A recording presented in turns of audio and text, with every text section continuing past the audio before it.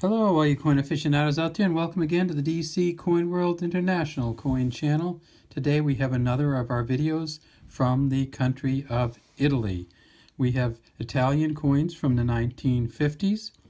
We have the 1 lira coin from 1954, the 5 lira from 1954, the 10 lira from 1954, the 20 lira from 1958, the 50 lira from 1955, and down here underneath we have the 100 lira coin from Italy from 1956.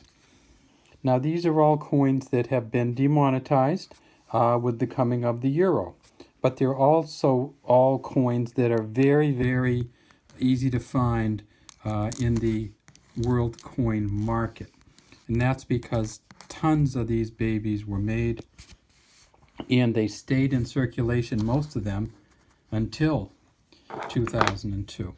So let's start with this one. This is the 1 lira coin. And so when we talk about Italian coins, people often say, like, I don't get it. Is it 1 lira, like L-R-I-A, or 1 lira, like L-I-R-E? And it turns out that, if I can get the light here right, it's both.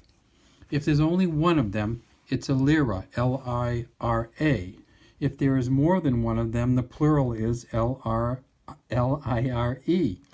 So this is a 1 lira coin, L-I-R-A coin from 1954.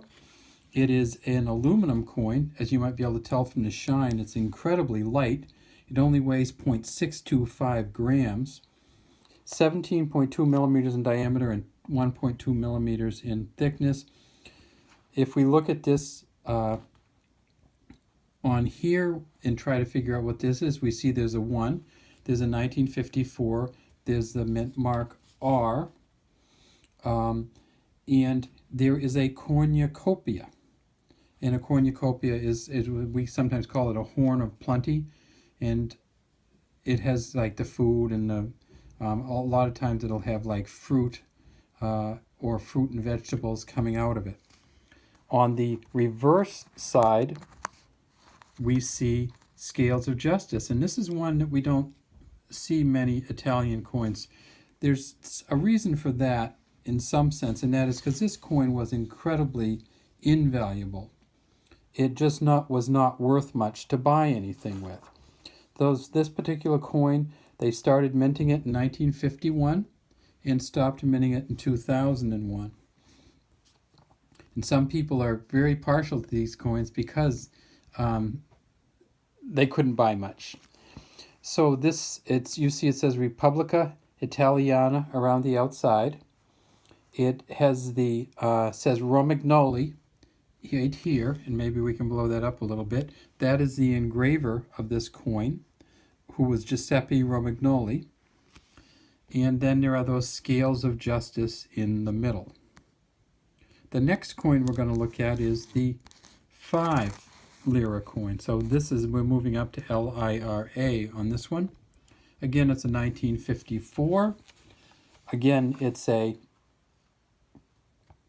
aluminum coin. I should say that the 1 lira coin, there were a lot of them made. In 1954, there were 41 million. On the 5 lira coin, there were even more made. In 1954, they made 436 million of these. So that's why they're easy to find on the market, the World Coin Collectors market, because 354 million of these, which were in circulation until 2001. And so this is the 5 lira coin. It has a value, has the 5, has the mint mark, has 1954, and has a beautiful dolphin on here just swimming right around the 5. I should say these coins are smooth on the edge. And on this side, it's kind of an odd one, and many people don't know what this is. And it's kind of hard to figure out until I tell you what it is, because once I tell you, you say, oh yeah. So this is a rudder, like a ship's rudder or a boat's rudder that comes off the back for steering. So this is one of the Italian coins, seafaring coins. Republika Italiana. Again, We look down at the bottom and we see it's another Romagnoli down here. On this particular coin, we see there's a dot there also.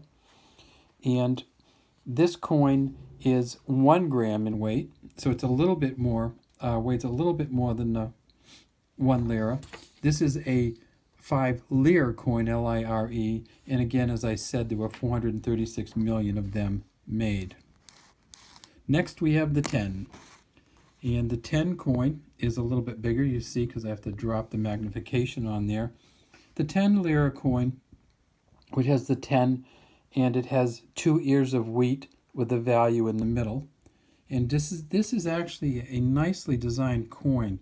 Just the way that the wheat comes up and it goes off to the side and up like almost bristles, and then the leaves of the wheat are down here.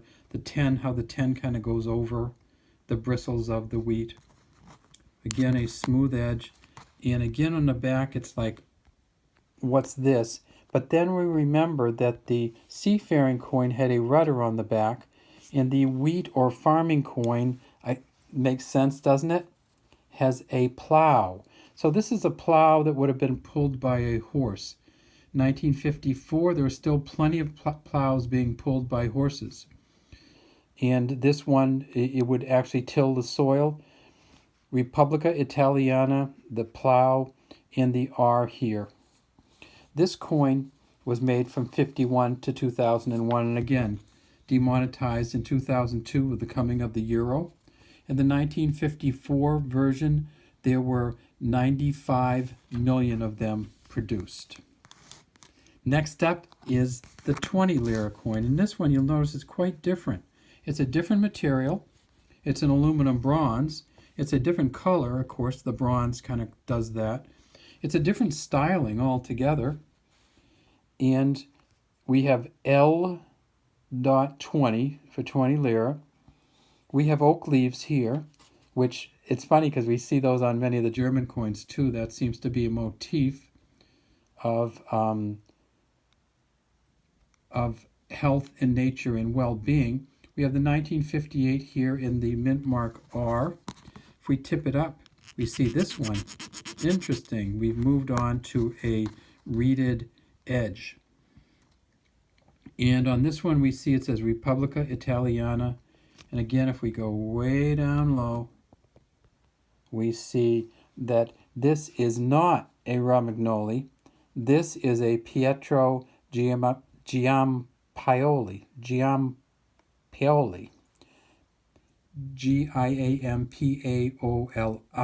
And my Italian speech is just awful, I know.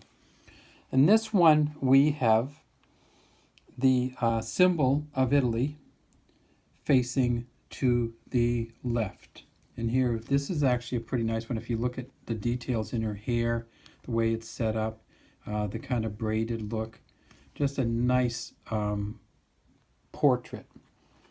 The 20 Lira coin was made from 57 to 2001. It weighs quite a bit more. It weighs 3.6 grams, 21.25 millimeters in diameter, and 1.6 millimeters in thickness. And in 1958, there were 80 million of these made.